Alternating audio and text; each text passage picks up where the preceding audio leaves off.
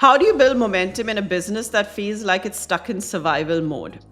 When a business is stuck in survival mode, the automatic instinct is to do a lot more, to keep pushing, to kind of, put that effort in. And actually, that's the problem, right? So, step one, I would say, is focus dilution. Figure out if you are spread too thin.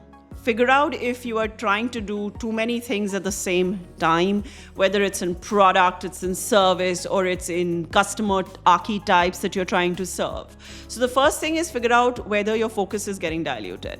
Secondly, figure out how your commercial engine is working. So I won't say often it's the business model itself, but even if your business model is robust, very often your revenue cycle, your cash cycle, your entire commercial engine has a stress that is happening. Third most common thing that I've observed is actually the leakage happening at a leadership level, right? So whether it's your CEO or whether it's the founder, there is a lot of firefighting, heroic firefighting that happens, or a lot of bottleneck happening right at the top. And that creates a stress as well, and your business gets into the survival mode. So if I were to kind of nudge you to do something really, really quickly over the next few days, if you are feeling that you're stuck in survival mode, first is figure out where your strength is. So double down on your strength.